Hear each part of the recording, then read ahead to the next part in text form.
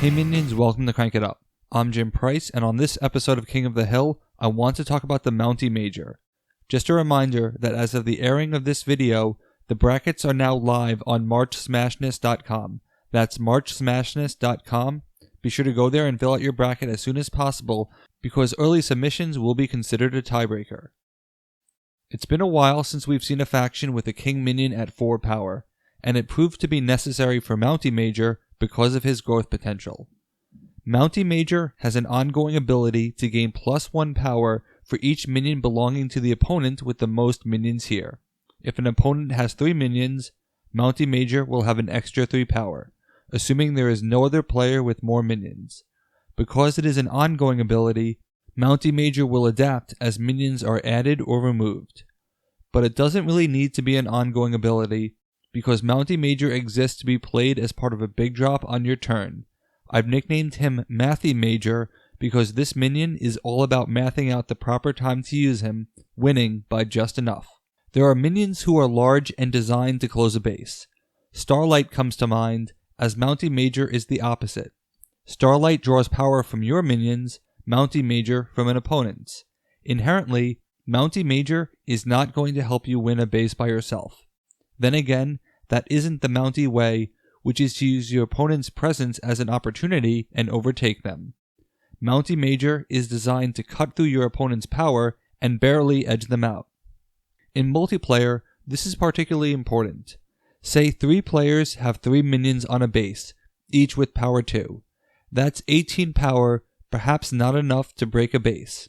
Mountie Major alone can close the gap and exceed all of them in power, not including any supplements from the other Mountie minions. The Mounties have a fairly elegant playstyle utilizing all of their minion types, with Mountie Major being the final piece. You can have Dudley and War Canuck on different bases, with Northern Mover on the target base, which has several opposing minions.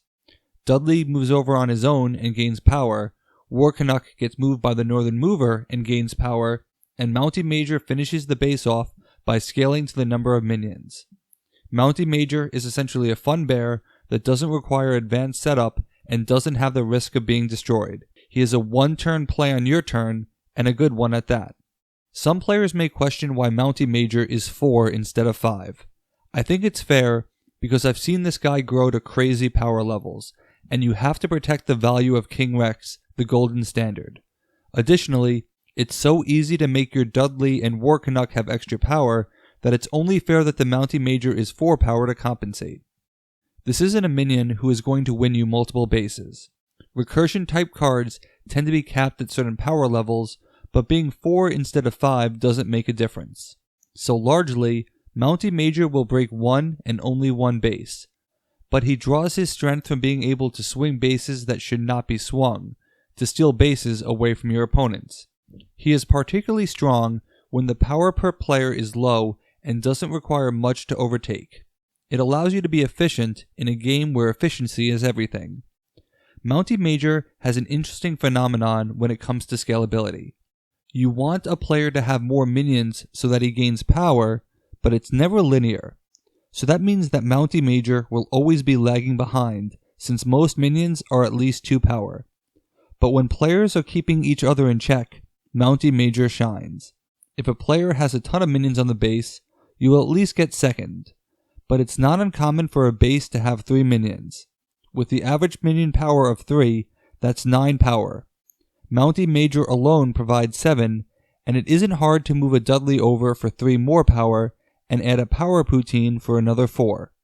That's 14 total power with just your minion and action play, and overtaking 13 power on a base is extremely appealing. 27 power will break any base sans monsters, and Mountie Major helps steal it. There are many cards that target minions of power 4 or less, but Mountie Major should never be power 4. This is not a card you lead with. This is your finisher. Thus, Mountie Major will avoid many of the drawbacks of being power 4 while still being an interesting Gelth target. It's unfortunate that he is not a mild-mannered citizen target, but the reduction was necessary. Otherwise, it becomes too easy to eclipse King Rex with a single card. It would take only 2 minions to have the same output as King Rex, with the potential for more. For balance purposes, Mountie Major has to be careful to avoid too many situations where the Mountie Major alone is more power than the power of another player. Better to make the card on the weaker side than the stronger side, because King Rex is now featured twice. The one weakness where Mountie Major does suffer is the Vikings, where a raiding party stands a reasonable chance of stealing the card. But that requires a bit of luck and is only one faction, so it's not too bad.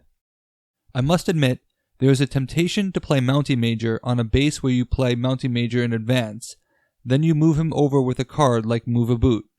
But I don't think this is necessary, because what minion would you play as your regular minion that turn?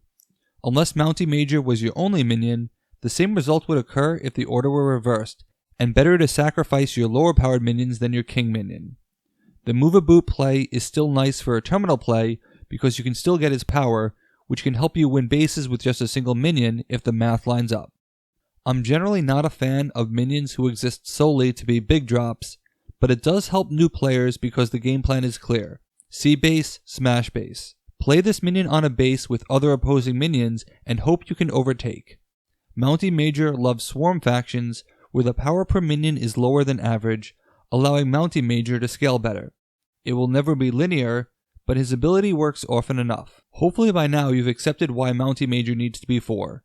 But why is Starlight 5, especially since Starlight has the potential to grow just as much? I think the key difference is that Starlight is easier to grow because it is directly in your control. Starlight also requires you to commit more resources, which is why eclipsing King Rex is not a problem, since it's 7 power for a single card. Mountie Major requires less work on your part, so the growth potential has to be countered with the risk that you may wait too long and not play it. It would be easy to see why the Northern Mover might be mistaken for the King minion because she plays a vital role in the faction. It reminds me of Glimmer and Titania. Both are powerful and both have their place. But if you play Mountie Major right, you will successfully steal a base from your opponents after they've committed a lot to that base. I think Mountie Major represents the Mounties overall. Solid, but not earth-shattering. They aren't breaking new ground, but they feel natural and simple. And this is good for the game, to have a straightforward faction that combos well. Mountie Major has one play, but he does it well, and that's all you could ask for sometimes. What do you think of Mountie Major? Are you excited for the Mounties? Let me know in the comments. That's it for this week. Thanks for watching. Be sure to like and subscribe. Let's shut it down.